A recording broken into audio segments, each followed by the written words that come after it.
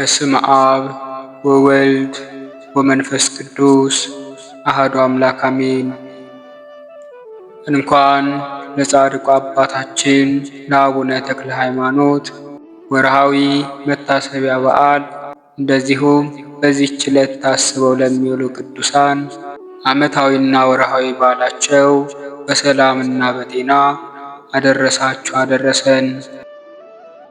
የተወደዳችሁና የተከበራችሁ የቻናላችን ቤተሰቦች ይህንን የጸሎት መርሃ ግብር ከወደዳችሁት ላይክ እና ሼር በማድረግ አገልግሎታችንን ደግፉ። እንደዚሁም ኮሜንት ላይ በመግባት የጻድቁ በረከትና ምልጃ ከሁላችን ጋር ይሁን እያላችሁ በመጻፍ ቪዲዮ ለብዙ ሰው እንዲዳረስ አድርጉ። ጸሎቱንም እስከ መጨረሻው ድረስ አብራችሁን በመጸለይ ከጻድቁ አባታችን በረከትና ረድኤት እንድትቀበሉ ዘንድ መልካም ምኞታችን ነው። ከዚህ በማስከተል በወርሃ ሰኔ የሚጸለይ የጻድቁ የአባታችን የአቡነ ተክለ ሃይማኖትን ዜና ገድልና ጻድቁ አቡነ ተክለ ሃይማኖት በተጋድሎ ዘመን ያደረጋቸውን ድንቅ ተአምራትን እንደሚከተለው እናሰማለን። ከጅማሬያችን እስከ ፍጻሜያችን ድረስ የአምላካችን የልዑል እግዚአብሔር ጸጋና በረከት እንደዚሁም የጻድቁ አባታችን ምልጃና ጸሎት አይለየን እስከ ዘላለሙ ድረስ አሜን።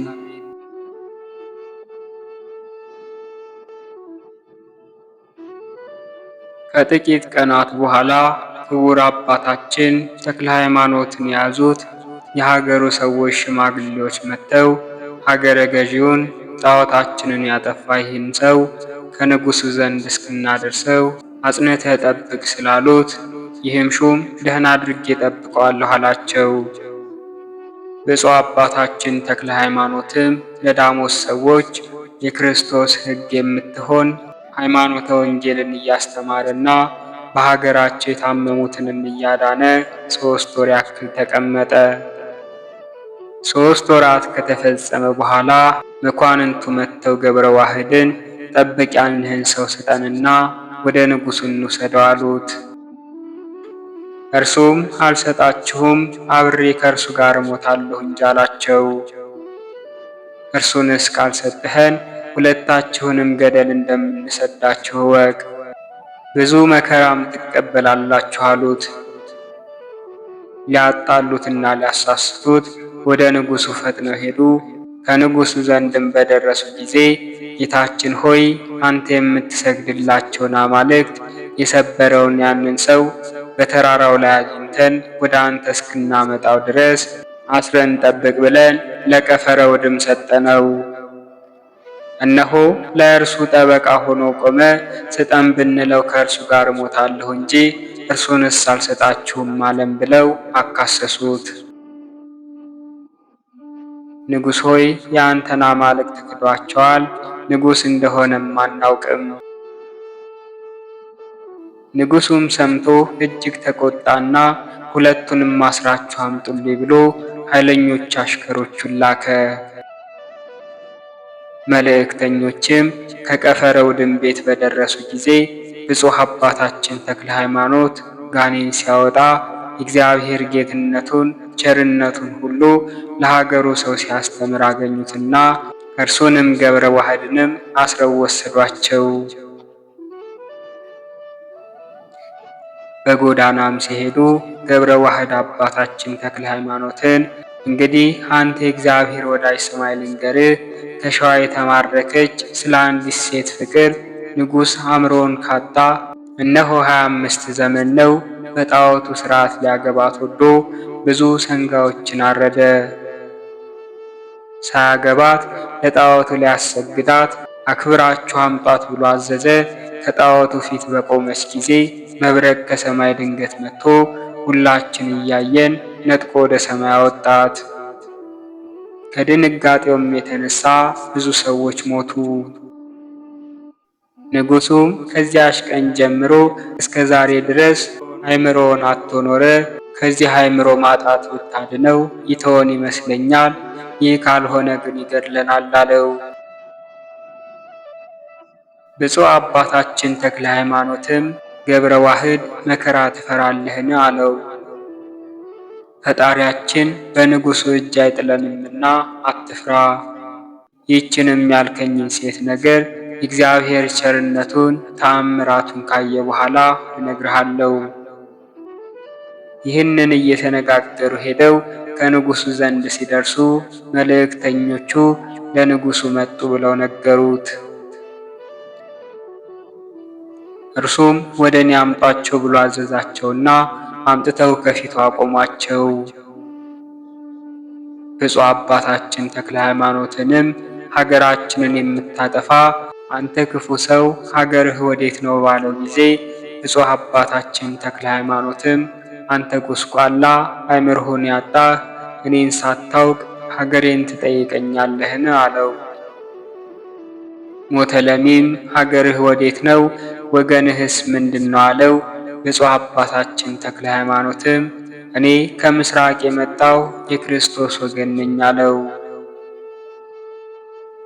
ንጉሡም ከዚህ ማን አደረሰ? አለው።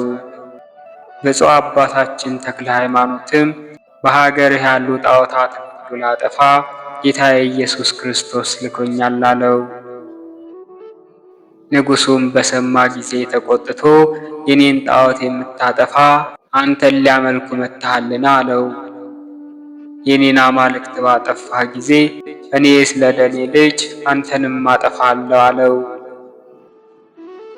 ከዚህም በኋላ ሞተሎሚ ወደ ገብረ ዋህድ ተመልሶ ቀፈረ ውድማ አንተ ትዕቢተኛ ቸልተኛ ሰው ይህንን ወደ እኔ እንዳያመጡት የከለከልከው አንተ ነህን? አለው። አባቶች ያላዩትን በእጁ የተደረጉትን ድንቅ ድንቅ ተአምራትን አይቻለሁና አዎን ከልክያለሁ አለው። እርሱም ምን ሲያደርግ አየኸው? አለው። ጋኔን ሲያወጣ ድውይ ሲፈውስ ብዙ ተአምራትን ሲያደርግ አየው። ስለዚህም ከልክያለሁ። ቢሞትም ከእርሱ ጋር እሞታለሁ፣ ቢድንም ከእርሱ ጋር እድናለሁ። ንጉሥ ሆይ አሁን የሚወደድከውን አድርጋለው። ንጉሡም ተቆጥቶ እስኪ እርሱ ሲያድንህ አያለሁ ብሎ 2 ቀፎ አምጡ ብሎ አዘዘ። ሁለቱንም በ2 ቀፎ አድርጋችሁ የቀፎውን አፍ ዘግታችሁ በእርጥብ ቁርበት ጠቅላችሁ ጦመ ግራር ወደሚባል ወደ ታላቁ ገደል ስደዷቸው ብሎ አዘዘና እንዳዘዛቸው አደረጉ። ወደ ገደል በጣሏቸው ጊዜ የመላእክት አለቃ ቅዱስ ሚካኤል ከእግዚአብሔር ታዞ መጥቶ ከምድር ሳይደርሱ በክንፉ ተቀበላቸውና የቀፎውን አፍ ሳይከፍት ከነቀፎ አውጥቶ ከሜዳ ላይ አኖራቸው። ፈጥነውም ወጥተው ገደል የሰደዷቸው ሰዎች ሳይመለሱ ከንጉሡ ፊት ሄደው ቆሙ።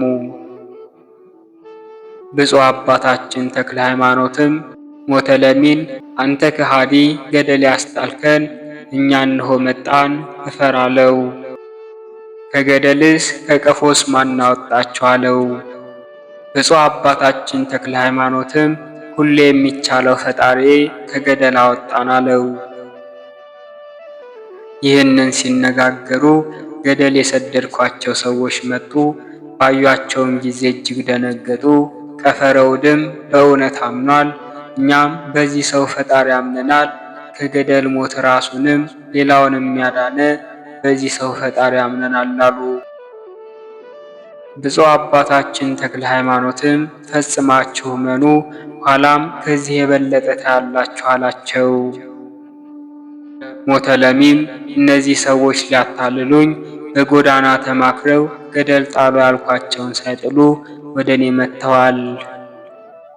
በውስጣቸው አድርገው የጣሉባቸውን ቀፎዎች አምጡ ብሎ አዘዛቸው። ቀፎዎቹም አፋቸው ቀድሞ እንደተዘጋ ተገኘ። ሌላም ደግሞ 10 ቀፎ አምጡ ብሎ አዘዘና ትእዛዜን ያፈረሱ እነዚያንም በውስጣቸው ጨምሯቸው ብሎ አዘዘ። ያን መድኃኒተኛ ቀፈረ ውድምን እንደ ቀድሞ በቀፎ አድርጋችሁ ወደ ገደል ጣሏቸው በማለት የታመኑ አሽከሮቹን አዘዛቸው። እነርሱም እሺ በጅ አሉት። እነዚህም በንጉሡ ዘንድ የታመኑ አሽከሮቹ ወጥተው 10 ቀፎ አሸክመው ንጉሡ ትእዛዜን አፈረሱ ያላቸውን 10 ሎሌዎችን በ10 ቀፎዎች ጨምረው ብፁዕ አባታችንና ገብረ ዋህድንም በቀድሞ ቀፏቸው አድርገው ወደ ገደል ሊጥሏቸው ወሰዷቸው። የሚደረገውን የሚያዩ ዘንድ ብዙ የንጉሥ ሰራዊት ተከተሏቸው። ከገደሉ አፋፍ በደረሱ ጊዜ አስቀድሞ ብፁዕ አባታችን ተክለ ሃይማኖትን ጣሉት። ቀጥሎ ገብረ ዋህድን፣ ከእርሱም በኋላ 10ሩን ጣሏቸው። ያን ጊዜም የመላእክት አለቃ ቅዱስ ሚካኤል ወርዶ እንደ ቀድሞ በክንፉ ተቀብሎ ከሜዳ ላይ አውጥቶ አስቀመጣቸው። ዳግመኛም ከቀፎ አወጣቸው። ብፁዕ አባታችን ተክለ ሃይማኖትንም በፈጣሪ እስከሚያምን ድረስ ሄደ ይህን ከሃዲ አሳፍረው አለው። እነዚህም ገደል የጣሏቸው ሰዎች የወደቁ መሰላቸው እንጂ የእግዚአብሔር መልአክ እንዳወጣቸው አላወቁም። እኚህም በንጉሥ ዘንድ የታመኑ ሰዎች ቁጥራቸው 24 ነበር። ብፁዕ አባታችን ተክለ ሃይማኖትም በንጉሡ በር ፊት ለፊት ሆኖ ይህንን ተአምር ያደረገለትን እግዚአብሔርን አመሰገነ። እነዚህም የንጉሥ ወገን የሚሆኑ ሰዎች ከፊቱ ወድቀው ሰገዱ። ብፁዕ አባታችን ሆይ በአምላክህ እናምናለን። አንተ አምላክን እንደሆንክ አስረድተህ ንገረን፣ ሰውም እንደሆንክ የምንጸድቅበትን አስተምረን አሉት። ብፁዕ አባታችን ተክለ ሃይማኖትም እኔስ አምላክ አይደለሁም የአምላክ ባሪያ ነኝ እንጂ አምላክስ ኢየሱስ ክርስቶስ ነው። በሦስትነቱ ለሚያምኑበት የዘላለም ሕይወትን የሚሰጥ እርሱ ነው አላቸው። እንኪያስ እኛም የዘላለም ሕይወትን እናገኝ ዘንድ በስሙ አምነናል አሉ። ከዚህም በኋላ ብፁዕ አባታችን ተክለ ሃይማኖት ወገኖቹን አስከትሎ ወደ ንጉሡ ገብቶ አንተ ከሃዲ ሆይ ፈር፣ በጌታዬ በኢየሱስ ክርስቶስ ኃይል ላሳፍርህ መጥቻለሁና አለ። ንጉሡም ደንግጦ የሚናገረውን አጣ። እነዚያም 24 ሎሌዎች መጥተው ቀድሞስ ንጉሡ እንደተናገረ ገደል ያልጣሏቸው መስሎን ነበር። እኛም ሀገረ ገዢው ብዙ ገንዘብ ሰጥቶ አታሏቸዋል ብለን ነበር። ዛሬ ግን እኛ እነዚህን ክፉ አድራጊዎች ከሐሳታቸው ሰው ጋር ጣልናቸው እየተባባሉ ከንጉሡ ደጅ ደረሱ። አፋቸው እንደ ቀድሞ ተዘግቶ 12 ቀፎችን አገኙ። ደንግጠው ወደ ንጉሡ በገቡ ጊዜ 12ቱን ሰዎች ከንጉሡ ፊት ቆመው አገኟቸው። ከእነርሱም አንዱ ብፁዕ አባታችን ተክለ ሃይማኖት ንጉሡን ስለ ክፋቱ ይዘልፈው ነበር። እነዚህም ሎሌዎች እጅግ እያደነቁ ቆሙ። እናንተም ከእነዚህ ከሐሰተኞች ጋር አንድ ሆናችሁን? ገደል ለምን አልጣላችኋቸውም? አላቸው።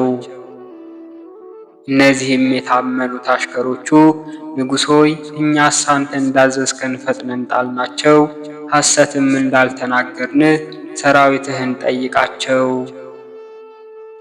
ስንጥላቸው ያዩ ከእኛ ጋር ብዙ ጎብኚዎች ነበሩና፣ ነገር ግን ዛሬ ድንቅ ነገርን አየን። እነሆ 12ቱ ቀፎዎች እንደ ቀድሞ አፋቸው እንደተዘጋ ከደጅህ ላይ አሉ። በውስጣቸውም ጨምረን የጣልናቸው ሰዎች እነሆ ከፊትህ ቆመዋል። ንጉሥ ሆይ ምን ትላለህ? የዚህ እንግዳ ሰው አምላክ ቢያድናቸው ነው እንጂ ሌላ ማን አዳናቸው? እኛም ዛሬ ከሞት በሚያድን በዚህ ሰው አምላክ አምነናል። ርኩሳን ለሚሆኑ ለአንተ አማልክት አንሰግድም አሉት። ብፁዕ አባታችን ተክለ ሃይማኖትም ልጆቼ ፈጽማችሁ እመኑበት፣ የሚያድነው ከሞተ ሥጋ ብቻ አይደለም ከሞተ ነፍስም ነው እንጂ አላቸው። ብፁዕ ሆይ ሁላችንም በአንተ አምላክ አምነናል ብለው ጮኸው ተናገሩ። ንጉሡም በብፁዕ አባታችን ተክለ ሃይማኖት ላይ ተቆጥቶ አንተ ክፉ ሰው ከሀገር አስወጥተው የሰደዱ ከዚህ ትነግስ ይመስልሃልን? ብሎ ጦር በእጁ አንስቶ ብፁዕ አባታችን አቡነ ተክለ ሃይማኖትን ሊወጋው ወዶ ሳለ ጦሩ ተመልሶ በእጁ ላይ ተጠመጠመና እንደ ሰም ከላዩ ላይ ተጣበቀ።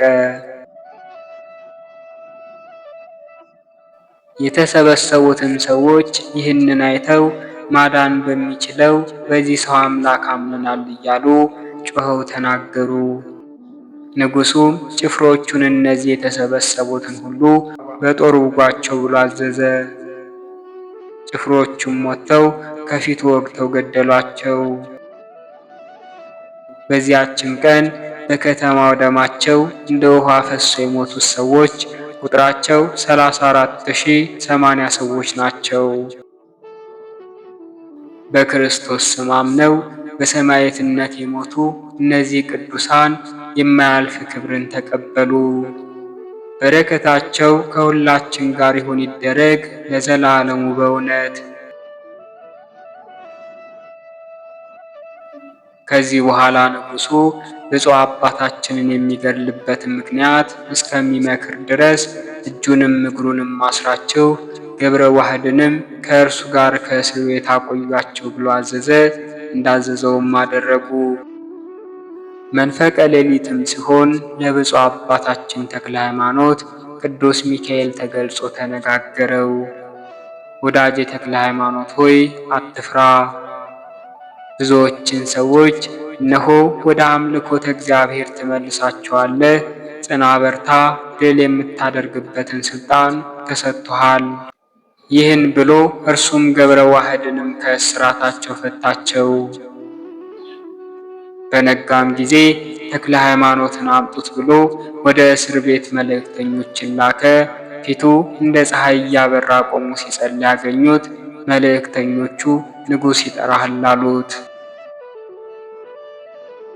ብፁዕ አባታችን ተክለ ሃይማኖትም ከመንፈስ ቅዱስ ልጁ ከገብረ ዋህድ ጋር ሄዶ ከንጉሥ ፊት ቆመ። ንጉሡም መልእክተኞቹን ከእስራታቸው ማን ፈታቸው አላቸው። እነርሱም ቆሞ ሲጸልይ ያገኘነው እንጂ የፈታቸውን አናውቅም፣ እጆቹም እግሮቹም ተፈተው ነበር። ገብረ ዋህድንም ከእርሱ ጋር ሆኖ አገኘነው አሉ። ሞተ ለሚም አባታችንን ማን ፈታህ አለው። ብፁዕ አባታችን ተክለ ሃይማኖትም አይምሮህን ያጣህ አንተ ጎስቋላ፣ የፈጣሪን ኃይል እስከ መቼ ድረስ ትጠይቀኛለህ? ትናንት ከእጅህ አዳነኝ ማን ነው ብሎ ጥያቄውን በጥያቄ መለሰለት። ትናንትስ በመድኃኒትህ ዳንክ ብሎ ቀኝ እጁ ትናንት በያዛት ጦር ተጠቅልላለችና በግራ እጁ ጦርን አነሳና ብፁዕ አባታችን ተክለ ሃይማኖትን ሊወጋው ወዶ ሳለ ጦሩ ከእጁ ጋር ተጣበቀች። ክንዱም ሰለለች፣ ደረቀችም፣ እንደ ድንጋይም ሆነች። እኔን ገድሎ መንግሥቴን ይቀማኝ ዘንድ ሀገሬንም ያጠፋ ዘንድ ይህ ሟርተኛ ከየት መጣ እያለ ጮኸ። ብፁዕ አባታችን ተክለ ሃይማኖትም እኔ የመጣሁት ልገልህ አይደለም፣ አንተንም ላድን ሀገርህንም በሃይማኖት ላንጽ ነው እንጂ መንግሥትህም ውሾች እንደሚረግጡት እንደ አደባባይ ጭቃ ይመስለኛል። መንግሥትህስ ይቅርና ከቤትህ ያለ የምድር ትቢያ እንኳን አልሻም። አትጩህ፣ በፈጠረህ በእግዚአብሔር እመን፣ እርሱም ያድንሃል። ይኸውም ባይሆን የአንተን አማልክት አድኑኝ በላቸው ባለው ጊዜ ከአማልክት በኩል በሽታ የሚያድን የቱ ነው አለ። ሰይጣንም ከሩቅ ቆሞ ሞተ ለሚን ይህን ሰው ብትገድለው እኔ አድንህ ነበር ብሎ ጮኸ። እርሱም ግደሉት ብሎ አዘዘ። ጭፍሮቹም ይህ ሰው በምን ይሞታል? ጦርም አይገድለውም፣ ገደልም አይቀበለውም አሉት። ንጉሡም በጭንቅ ታምሜያለሁና ፈጥኖ የሚሞትበትን ምከሩኝ አላቸው። ገመድ ከአንገቱ አስገብተው ከታላቅ ዛፍ ላይ አንቀው ይስቀሉት፣ በዚያም ይሞታል አሉት። እርሱም እንደ ነገራችሁ ፈጥናችሁ አድርጉ አላቸው። ብፁዕ አባታችን ተክለ ሃይማኖትን አወጥተው ከአንገቱም ገመድ አስገብተው አንቀው ሊሰቅሉት ወሰዱት። የንጉሡም ሰራዊት ሞቱን እናያለን ብለው ተከትለው ሄዱ። ከዛፉ ዘንድ በደረሱ ጊዜ አንድ ሰው ከዛፉ ላይ ወጥቶ በላዩ ላይ ገመድ አስሮ ብፁዕ አባታችን ተክለ ሃይማኖትን ከምድር 50 ክንድ ያህል አርቆ በዚያ ተሰቃይቶ ይሙት ብሎ ሰቀለው። ይህም ገመድ ያሰረው ሰው ሲወርድ ከዛፉ ላይ ወድቆ አጥንቱ ተሰባብሮ በክፉ አሟሟት ፈጥኖ ሞተ። ይህም ገመድ ያሰረው ሰው ከዛፉ ላይ ሲወርድ ወድቆ አጥንቱ ተሰባብሮ በክፉ አሟሟት ፈጥኖ ሞተ።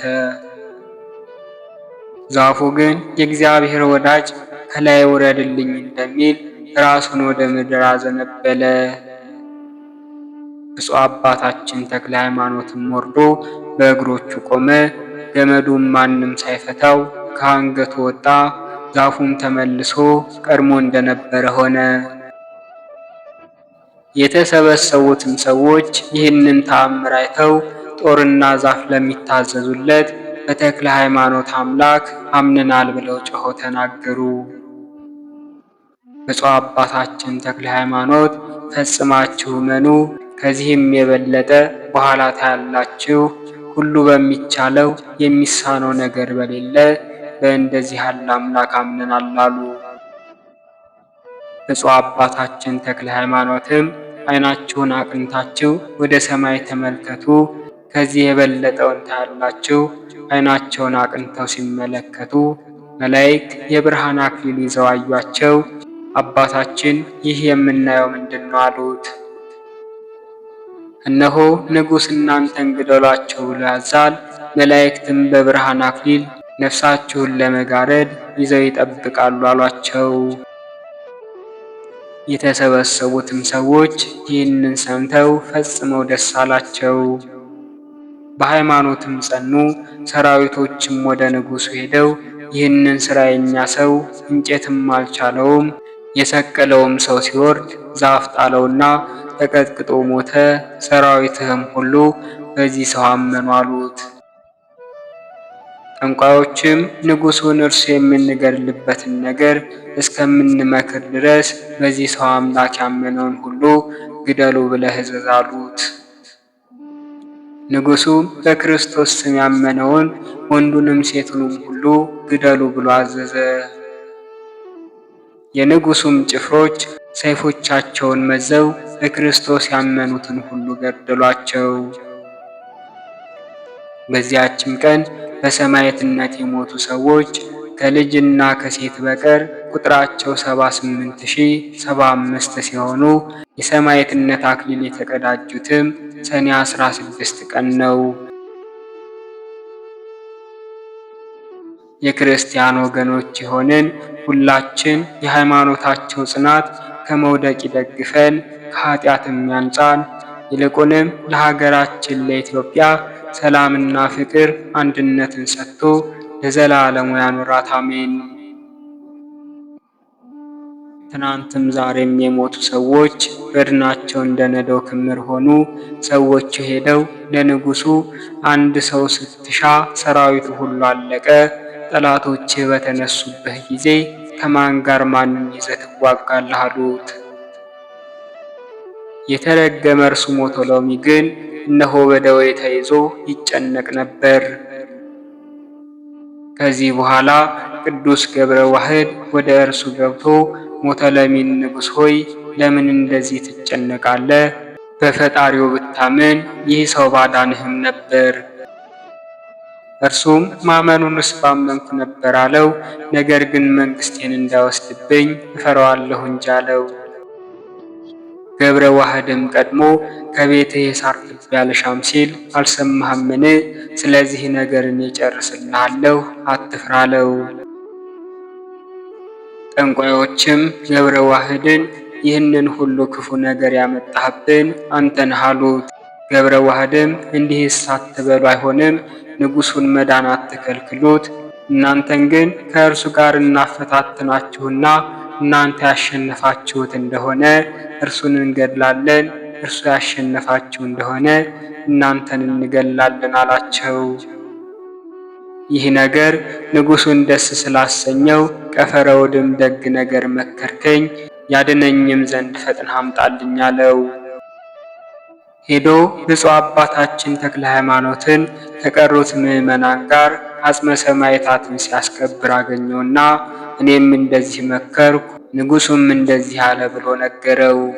ብፁዕ አባታችን ተክለ ሃይማኖትም ገብረ ዋህድን ምክርህ እንደ ኩሲ ምክር በእኔ ዘንድ የተወደደ ነው፣ ነገር ግን እግዚአብሔርን ከጠንቋዮች ጋር ለምን አስተካከልከው ብሎ ቢጠይቀው ገብረ ዋህድም እግዚአብሔርን ከጠንቋዮች ጋር ያስተካከልኩት አይደለም፣ ኃጢአታቸው ይፈጸምባቸው ዘንድ ይህንን አልኩ እንጂ አለው። ይህንን ካለ በኋላ ብፁዕ አባታችን ተክለ ሃይማኖትን ወስዶ ከንጉሡ ዘንድ አስገባው። ሞተለሚም ብፁዕ አባታችን ተክለ ሃይማኖትን ባየው ጊዜ አንተ ሰው አድነኝ፣ ጠፈረ ውድምም እንደነገረኝ ኋላ እናደርጋለን አለው። ብፁዕ አባታችን ተክለ ሃይማኖትም እስኪ አስቀድሞ ማርያኖችህን አድኑ ይበላቸው፣ አንተን ማዳን ቢሳናቸው እኔ በፈጣሪ ስም አድንሃለሁ አለው። ንጉሡም ማርያንን እናንተ ለምን አታድኑኝም? እኔ ስለ እናንተ ዘወትር እባላለሁና ብታድኑኝ አድኑኝ፣ ባታድኑኝ ግን እናንተን እገላችኋለሁ አላቸው። ማርያንም ይህ ሰው መድኃኒት አድርጎብሃል፣ እኛ በምን ማዳን ይቻለናል? የአንዱ መድኃኒት ከአንዱ መድኃኒት፣ የአንዱ ብልሃት ከአንዱ ብልሃት ጋር አንድ አይደለምና፣ ነገር ግን እሱን እንገድለው ዘንድ አሰናብተህ ፍቀድልን አሉት። ገብረ ዋህድም በምን ልትገድሉት አትችሉም፣ ነገር ግን ንጉሡ አድኑኝ እንዳላቸው አድኑት አላቸው። ማርያንም መድኃኒታችን ከመድኃኒታችን ልዩ ነውና ማዳን አይቻለንም አሉ። ብፁዕ አባታችን ተክለ ሃይማኖትም ይህስ ለምክንያት ነው፣ ከሥራቸው የተነሳ ፍጻሜያቸው ይታወቃልና እኔ በፈጣሪ ስም አድነዋለሁ። በእናንተም በእኔም መካከል ነገር እንወስን። ንጉሥ እኔን እንደወጋ እናንተን የሚውጋችሁ፣ መውጋት ባይቻለው ጦሩን በእጁ አጣብቃችሁ መከራ ብታጸኑበት እኔ አድነዋለሁ። ባላድነው ግን እኔን ይግደለኝ አላቸው። ንጉሡም ይህ ነገር የቀና ነው፣ እንደዚሁ ይሁን፣ ነገር ግን ቀድሞ እኔን አድነኝ አለ። ብፁዕ አባታችን ተክለ ሃይማኖትም ይህንን ታደርግ ዘንድ በአምላኮችህ ማል አለው። እንዳለውም አደረገ፣ ማለለትም። ዳግመኛም ንጉሡ አንተም ለራስህ እወቅ፣ ያላዳንከኝ እንደሆነ እገድልሃለሁ፣ የተናገርኩትን አላስቀርም ቢለው ብፁዕ አባታችን ተክለ ሃይማኖትም ግደለኝ፣ እኔ ለራሴ አላዝንም አለው። ብፁዕ አባታችን ተክለ ሃይማኖትም በስሙ የማስተምር በጌታዬ በኢየሱስ ክርስቶስ ስም ከደዌህ ዳን ብሎ ቢዳስሰው ከደዌው ፈጥኖ ዳነ። ሁለቱም ጦሮች ከእጁ ተላቀው ወደቁ። የሰለለ ክንዱም ፈጽሞ ዳነ፣ አእምሮውም ተመለሰለት። ከዚህ በኋላ ብፁዕ አባታችን ተክለ ሃይማኖት ቀድሞ የተነጋገረውን ፈጥነህ አድርግ አለው። ሞተለሚ ከእጁ ጋር ተጣብቃ የነበረችውን ጦር ስላችሁ አምጡልኝ ብሎ አዘዘ።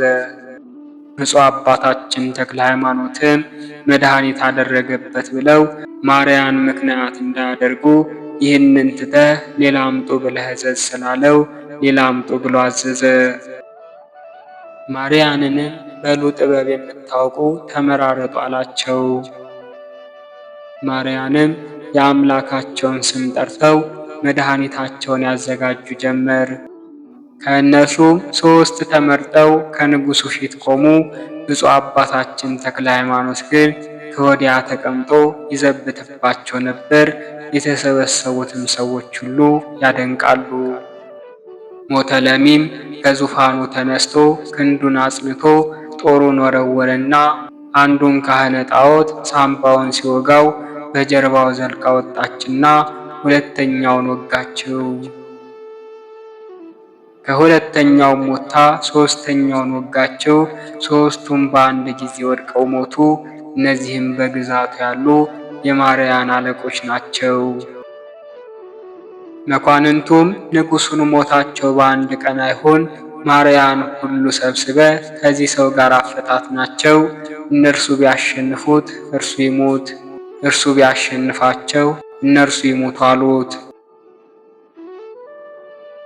ንጉሡም የቀሩትን ማርያን ጠርቶ በቁጣ ቃል ሄዳችሁ ወገኖቻችሁን እስከ 40 ቀን ድረስ ሰብስቡና ይህንን ሰው ድል የምታደርጉበትን ተማክራችሁ መጣችሁ ተፈታተኑ አላቸው። ማርያንም ፈርተው ሰውን ሁሉ የወይራ እንጨት ሰብስብ ብለህ እዘዝ፣ ወላፈን ወደ ሰማይ እስከሚደርስ ድረስ እሳትን ያንድዱ፣ ከላዩ ወጥተን እንዘፍንልሃለን፣ በዚህ ቢያሸንፈን ሰውነታችን በአንተ እጅ ናት ብለው ወገኖቻቸውን ሊሰበስቡ ሄዱ። ንጉሡም በእኔ ግዛት ያለው ሁሉ አንዳንድ ሸክም የወይራ እንጨት ያላመጣ ቤቱ ይዘረፍ፣ ከብቱ ይወረስ፣ ሰውነቱንም ወደ ገደል ይጣሉት የሚል አዋጅን አስነገረ። የሀገሩ ሰው ሁሉ የወይራ እንጨት ሰብስበው ተራራ እስከሚያክል ድረስ ከመሩ። ማርያንም ባለመድኃኒተኞቹም ሟርተኞቹም ሁሉ ተሰበሰቡ። ዳግመኛ ሰራዊቱም ሁሉ 40 ቀን ድረስ የሚያደርገውን ያዩ ዘንድ ተሰበሰቡ። ያን ጊዜ ሞቶሎሚ ብፁዕ አባታችን ተክለ ሃይማኖት አንተ ሰው ስምህ ማን ነው አለው። ብፁዕ አባታችን ተክለ ሃይማኖትም እናት አባት ያወጡልኝ ስም ፍስሐ ጽዮን ነው፣ ከመልአክ ግን ይወጣልኝ ተክለ አብ፣ ተክለ ወልድ፣ ተክለ መንፈስ ቅዱስ ነው አለው። ሞቶሎሚም የዚህ ስም ትርጓሜው ምንድን ነው ብሎ ቢጠይቀው ብፁዕ አባታችን ተክለ ሃይማኖትም ትርጓሜውስ ተክለ ሃይማኖት ማለት ነው አለው። ሞቶሎሚም ስምህ የተወደደ መልክህም ደስ የሚያሰኝ ነገርህም የጎላ የተረዳ ስምህም ያማረ ነው። የወለደህ አባት ምን ይመስል? አንተን የወለደች እናት ምን ትመስል? አንተን የተሸከመች ማኅፀን ንዕድ ክብርት ናት። አንተን የሚያሳደጉ ጡቶች ንዑዳት ክቡራት ናቸው። የተወለድክባትም ቀን የተባረከች ናት። እኔን ተመልከት፣ መልኬ ጥፉ ነው፣ ስሜም ከመልኬ የከፋ ነው። ደስ ያለህ ብፁዕ ሆይ እናት አባት ያወጡልህን ስም ትሰጠኝ ዘንድ ለምንሃለው፣ እኔም 1000 ወቄት ወርቅ እሰጥሃለሁ አለው።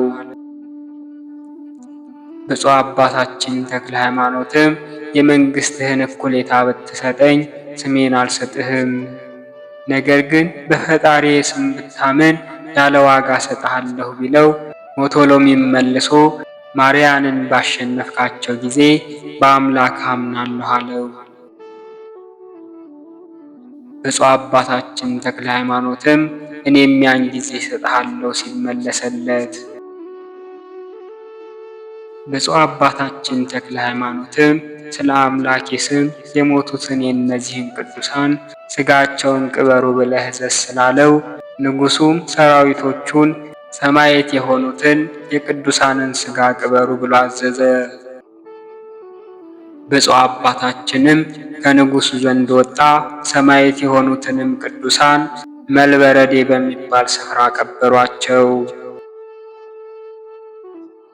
ንጉሡንም እንደዚህ አሉት፣ እነሆ ማርያንና ሰራዊት ሁሉ ተሰብስበው በደጅህ ይጠብቃሉ፣ በዚያች ቀን እንዲመጡ ቀጥረሃቸዋልና። ሞቶሎሚም አስቀድመን ከሸዋ የማረክናቸውን ካህናት አምጥታችሁ ለዚህ ሰው ስጧልና አምጥተው ለብፁዕ አባታችን ሰጡት። ካህናቱም ብፁዕ አባታችን ተክለ ሃይማኖትን ባዩት ጊዜ ከጫማው ስር ወድቀው ሰገዱለትና ተነስተው እጅ ነሱት። የደረሰባቸውንም መከራ ሁሉ ነገሩት። ብፁዕ አባታችንም ካህናቱን ፈጥናችሁ ወደ እኔ ሳትመጡ ለምን ቀራችሁ? ወይንስ መምጣቴን አላወቃችሁምን? አላቸው። መምጣትህን በእውነት አውቀናል፣ ተአምራትህንም ሰምተናል። ወደ አንተ እንዳንመጣ ግን የሚጠብቁን ዘበኞች ከለከሉን አሉት። ብፁዕ አባታችንም ለጣዖት ሰግዳችሁን? አላቸው። ካህናቱም ያለ ፈቃዳችን በእስራት በግርፋት ቢያስጨንቁን አዎን ሰገድን አሉት። ክቡር አባታችን ተክለ ሃይማኖትም ከፈጣሪ ከእግዚአብሔር ጋር እኔ አስታርቃችኋለሁ ቆዩኝ አላቸው። ሞቶሎሚም መኳንንቱን እስኪወጡና ማርያንን ቁጠሯቸው አላቸው። መኳንንቱም ወጥተው ቆጠሯቸው። ቁጥራቸውም 100 ዛር አንጋሾች፣ 200 ሟርተኞች፣ 300 ስርምሰው ቅጠል በጥሰው የሚያጠፉ ጨሊና ዛጎል ጠጠር ከሚጥሉ ወገን 100 ሴቶች ነበሩ። የእነዚህም አመፀኞች በጠቅላላው ቁጥራቸው 1000 ነበር። መኳንንቱም ከቤት ገብተው ቁጥራቸው ይህ ነው ብለው ለንጉሡ ነገሩት። ንጉሡም እነዚህን መኳንንት ወደ ብፁዕ አባታችን ወደ ተክለ ሃይማኖት ላካቸውና እነሆ ተአምራት የሚያደርጉ ማርያንን ሁሉ ሰብስቤ አዘጋጅቻለሁና እንዳታሳፍረኝ አንተ አሸንፋቸው እንጂ እነርሱ እንዳያሸንፉ እኔም አንተ ብታሸንፍ እወድሃለሁና አሸንፍልኝ እንጂ እንዳትሸነፍብኝ ብሎ ላከበት። በመልእክተኞችም ለብፁዕ አባታችን ይህንን መልእክት ላከበት። ብፁዕ አባታችንም ይህንን ሰምቶ ፈገግ ብሎ ስቆ ንጉሡን እንደዚህ በሉት አላቸው። አትዘንልኝ፣ ማርያን ቢያሸንፉኝ እኔን ግደል። አምላኬ ክርስቶስም ከድንግል ማርያም ሥጋን እንደለበሰ የ22ቱ ስነ ፍጥረት ሁሉ ፈጣሪ እንዳይደለ ይሁን ብሎ መለሰ። መልእክተኞቹም ለንጉሡ ብፁዕ አባታችን ያለውን ነገሩት። ንጉሡም ማርያንን እንደ ልማዳቸው ሥራቸውን ስሩ አላቸው። ማርያንም በተማከሩት እንጨቶች ላይ እሳት አነደዱና ነበልባሉ እስከ አየር ወጣ። ንጉሡም ከሰራዊቱ ጋር ወጣና በእሳቱ አንጻር ቆመ። የሀገር ሰዎችም ሁሉ የሚደረገውን ለማየት ተሰበሰቡ። አንዱም በአንዱ ባልንጀራቸው ላይ እስከሚቆም ደርሰው ታላቅ መጨናነቅ ሆነባቸው። ማርያንም የተንኮል መምህሮች የሆኑትም ሁሉ ከእሳት መካከል ገብተው ከዚያው ቆመው የርኩሳን አማልክቶቻቸውን ስም እየጠሩ ሞተለሚ ሆይ በጦርነት የሚረዱህን ጠላቶችህን ድል የሚነሷቸውን አምላኮችህን ያቸው ተመልከታቸው እያሉ ለንጉሡ ይዘፍኑለት ጀመር። ነገር ግን በዚህ ወራት የመጣ የክፉ ሰው እንዳያስትህና የአባትህ የሞተ ቄልን የእናትህ የስለደኒን አምላኮች በወትሮ ዘመን በእነዚህ አምላኮች ክብር ያገኙባቸውን እንዳታጠፋ ተጠንቀቅ። ይህንንም እያሉ በእሳቱ ላይ በእግራቸው እያሸበሸቡ በእጃቸው ያጨበጭቡ ነበር። ሞተለሚም እነርሱን አይቶ ብፁዕ አባታችን ተክለ ሃይማኖትን እንደዚህ አለው። ደስ ያለህ ብፁዕ ሆይ፣ እነሆ ማርያን ተአምራትን ማሳየት ጀመሩ። አንተ ምን ተአምራት ትሰራለህ? አለው። ብፁዕ አባታችንም የእግዚአብሔርን የጌትነት ክብር እስክታይ ድረስ ታገሰኝ ብሎ መለሰለት። ንጉሡም ደስ ያለህ አባት ሆይ እስኪ እንዳታሳፍረኝ አለው። ብፁዕ አባታችንም እነዚህ ተንኮለኞች እንዳይሸሹ እንደ ግድግዳ ሆናችሁ እሳቱን ከባችሁ ቁሙ ብሎ 12ቱን ካህናት አዘዛቸውና ከእሳቱ ውስጥ ዘሎ ገብቶ በመካከላቸው ቁምና አሰምቶ በመናገር በሦስቱ ሥላሴ ስም ሰይጣን እፈር፣ ድል ተነሳ፣ ርኩሳን የሆኑ አገልጋዮችህም በዚህ እሳት ይቃጠሉ አለ። የቃሉንም ድምፅ ከመስማት የተነሳ እነዚህም መሰሪያን ሰይጣን ጥሏቸው ስለሸሸ ተቃጠሉና አመድ ሆኑ። ያን ጊዜም ንጉሡ ደነገጠ። ሰራዊቱን ብፁዕ አባታችን ተክለ ሃይማኖት ያደረገውን ይህንን ተአምራት አይተው ፈሩ፣ ተንቀጠቀጡም። በዚህችም ቀን በዳሞት አውራጃ ሁሉ ታላቅ የማስፈራራት ግርማ ታየ። ብፁዕ አባታችንም በእሳቱ መካከል ብዙ ጊዜ ቆመ። የሰለስቱ ደቂቅን ጸሎት 12ቱንም መዝሙራት ጸለየ። ዳግመኛም ሕዝቦችህን አድን፣ ርስቶችህንም ባርክ፣ ለባሮችህም ለእኛ ድል መንሳትን ገቢረ ተአምራትን ስጠን እያለ የድርሳኑን ማህሌት በመንፈሳዊ መዝሙር ዘመረ። ይህንንም ማህሌት እስከ መጨረሻው ድረስ ዘመረ። ይኸውም እስካሁን አለ። ዋዜማ ተቆሞ ካበቃ በኋላ የወንጌል ካህናት ያገለግሉበታል። ንጉሡም ዘመረ፣ ማህሌት አደረገ። ተክለ ሃይማኖት ድል ነሳ፣ ማርያን ግን ድል ተነሱ። ካህናትም ሕዝቦችህንም አድነን፣ ማደሪያዎችህንም እኛን አክብረን እያሉ የአባታቸውን ማህሌት ይዘምሩ ጀመር። ተክለ ሃይማኖት ድል ነሳ፣ ማርያን ግን ድል ተነሱ እያሉ ሞተ ለሚም ስላየው ተአምራት በዚያን ጊዜ ብዙ እልልታና ግርግርታ፣ ቀረርቶና ፉከራ አደረገ። ብፁዕ አባታችን ጸሎቱን በጨረሰ ጊዜ ፊቱ ከፀሐይ ይልቅ እያበራ ከእሳቱ ውስጥ ወጣ። የእሳቱ ሽታ ከቶ በላዩ ላይ አልነበረም። ንጉሡም ከሰራዊቱ ጋር ለብፁዕ አባታችን ከእግሩ ስር ወድቀው ሰገዱ። ሕዝቡም እንደ አንድ አፍ ተናጋሪ በአንድ ቃል ሆነው አሰምተው ተናገሩ።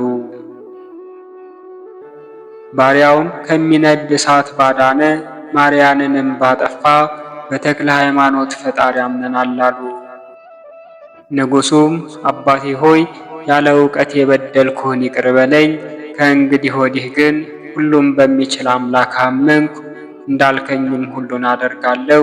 ብፁዕ አባታችንም ወደማታልፍ ርስቱ ወደ መንግሥተ ሰማያት እነሆ እግዚአብሔር ጠርቶሃልና አትፍራ ልጅ ሆይ አለው። ንጉሡም አዋጅ ነጋሪ ውጣ ብሎ አዘዘ። በቤተ መንግሥት ያለው ሁሉ አገረ ገዥም ቢሆን ራስ ቢተወደድም ቢሆን ድሃም ባለጸጋም ቢሆን ለጣዖት የሰገደ ማሪት በቤቱ የተገኘበት ቢኖር ገንዘቡ ይወረስ፣ ሰውነቱም በሞት በእስራት ይቀጣ፣ ጦመ ግራር በሚባል ገደል ይጣሉት፣ ከዚያም ተጣጥሮ ይሞት። ሕዝቡም ሁሉ በተክለ ሃይማኖት ፈጣሪ መን ብሎ አዘዘ። አዋጅ ነጋሪውም ወጥቶ የንጉሡን ቃል ለዳሞት ከተሞች ሁሉ ነገረ።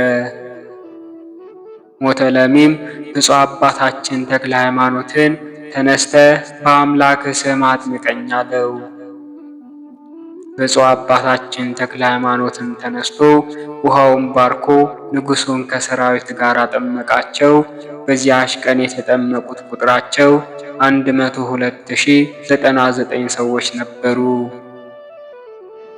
ብፁዕ አባታችን ተክለ ሃይማኖትም መቶሎሚን ቀድሞ ተስፋ እንደሰጠሁህ ስምህ ፍስሐ ጽዮን ይሁን፣ ሥጋውን ደሙን ሳትቀበል ምን አትቅመስ አለው። ነገር ግን በዚች ቀን መሥዋዕት መስራት አልተቻለውም፣ ጊዜው መሽቶ ነበርና። ሞቶሎሚም በዚያች ሌሊት ከምግብ ወገን ምን ሳይቀምስ አደረ። በነጋታውም ብፁዕ አባታችን ተክለ ሃይማኖት እነዚያን ካህናት ጠራቸውና ንጉሡ በማረካቸው ጊዜ ታቦት አመጣ ወይንስ አላመጣም ብሎ ጠየቃቸው። እነርሱም አዎን አምጥቷል፣ ነገር ግን ከአልጋው ላይ ትራስ አድርጎታል ብለው ነገሩት። ብፁዕ አባታችንም በምርኮ ጊዜ ያመጣኸውን ታቦት ላክልኝ በሉት ብሎ ላከ። ንጉሡም ከራስጌው አንስቶ ላክለት። አባታችን ተክለ ሃይማኖትም ይህንን ታቦት አይቶ ይህ ታቦት በኢየሱስ ክርስቶስ ስም የከበረ ነው ከሚለው በፊት ለፊቱ ከተመለከተ በኋላ በጀርባው ደግሞ ይህ ታቦት በጳጳሱ በከሳቴ ብርሃን በአባ ሰላማ እጅ የተባረከ የኢትዮጵያ ነገሥታት የአብርሃ ወአጽብሃ ታቦት ነው የሚል ቅርጽ አገኘ። ብፁዕ አባታችን ተክለ ሃይማኖት ይህንን አይቶ እጅግ አለቀሰ፣ እንደዚህ ሲል አቤቱ ጌታዬ ሆይ በረከሱት ቤት ስለነበረው ታቦት ምን ባደርግ ይሻለኛል? ንጹሕ ሥጋህን ክቡር ደምህንም በምን እሰዋለሁ? ወይንስ በጳጳሱ እጅ የተባረከውን ታቦት ዳግመኛ መባረክ ይሆንልኛልን? ይህንን እያለ ሲያዝን ወዳጄ ተክለ ሃይማኖት ጣዖቶቹን ልትሽር፣ ታቦቱን ልታከብር፣ ካህናትና ዲያቆናትን ልትሾም እኔ ልክ ያለሁና አትዘን። አሁንም ታቦቱን አክብረው መባረኩንም አትፍራ። በዚህች በጨለማይቱ አገር እንደኔ የዓለም ብርሃን አድርጌሃለሁና። ሹመትህም ሊቃነ ጳጳሳት እንደሚሾሟቸው እንደ ሌሎቹ ጳጳሳት አይደለም። ለአንተ ግን እኔ ፍጹም ሥልጣን ሰጥቼ በአንደበቴ ሾሜሃለሁ። የመጣውም ቃል ይህንን ተናግሮ ዝም አለ። ክቡር አባታችን ተክለ ሃይማኖትም 1 ሰዓት ያህል በልቦና ያወጣ ያወርድ ነበር፣ እንደዚህ እያለ ክህነት መስጠትና ታቦት መባረክ ያለ ቅብአ ሜሮን ይሆናልን? ቅብአ ሜሮን የሌለኝ ድሃ እኔ ምን አደርጋለሁ አለ።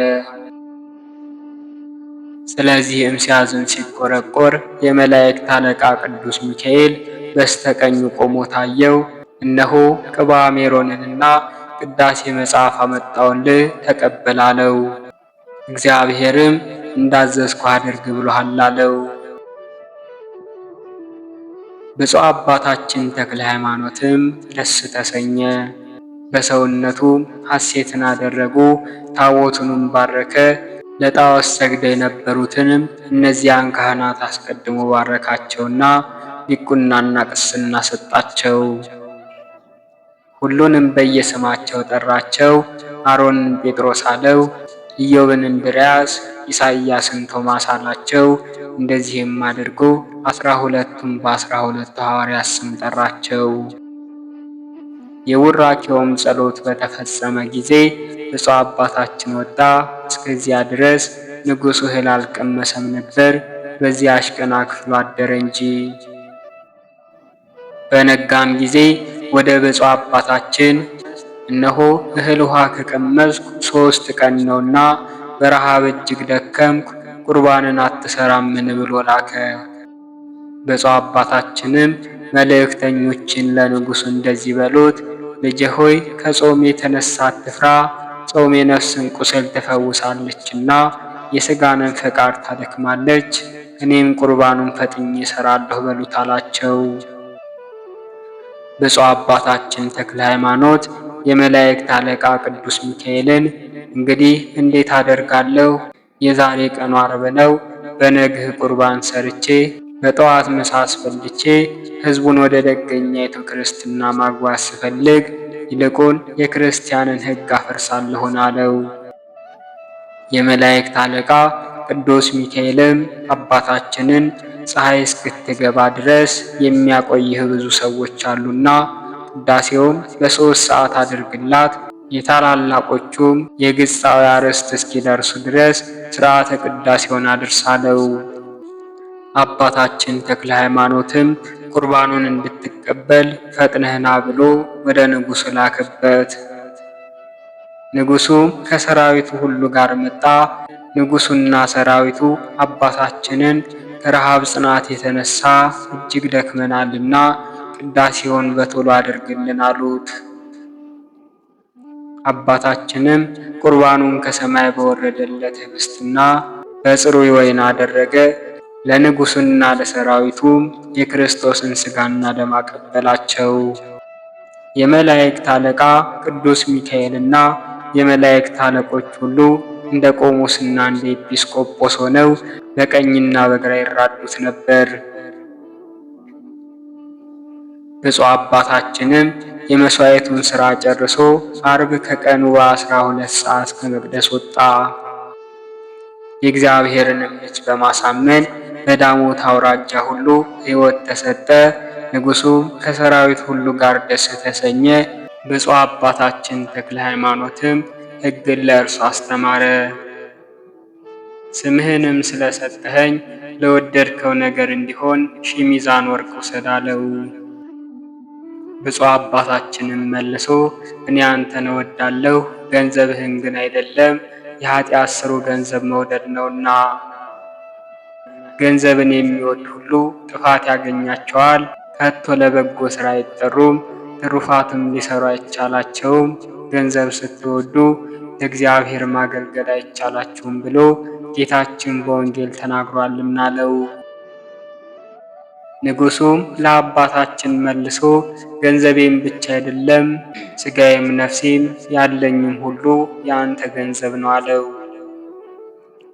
እንዲቀበለውም ብዙ ለመነው። ከብዙ ልመና በኋላ ወርቁን ከእርሱ ተቀብሎ ምንም ሳያስቀር ለድሆች ለችግረኞች መጸወታቸው። ንጉሡም በወንጌል አምኖ በሃይማኖት ጸና። ሥጋውንና ደሙን በተቀበለ ቁጥር ለቀሳውስት 12 ለዲያቆናቱ 6 ሚዛን ወርቅ ይሰጥ ነበር። በእውቀት ወይንም ባለ እውቀት ለሠራሁት ኃጢአት ስርየት ይሁነኝ ብሎ ቀሳውስቱንና ዲያቆናቱንም የፈጣሪን ሥጋውንና ደሙን ለመጠበቅ ትጉ እያለ ይመክራቸው ነበር። የብፁዕ አባታችን የአቡነ ተክለ ሃይማኖት ምልጃውና ጸሎቱ እንዲሁም የአምላኩ ምሕረት በሀገራችን በኢትዮጵያና በሕዝበ ክርስቲያኖች ሁሉ ላይ ለዘላለም ጸንቶ ይኑር፣ አሜን። አነሳስቶ ላስጀመረን አስጀምሮ ላስፈጸመን አምላከ ቅዱስ ተክለ ሃይማኖት ምስጋናና ክብር ይሁን። የጻድቁ የአባታችንም በረከትና ረድኤት ከእኛ ጋር ይሁን ለዘላለሙ አሜን። ወስብሐት ለእግዚአብሔር ወለወላዲቱ ድንግል ወለመስቀሉ ክቡር። ይቆየን።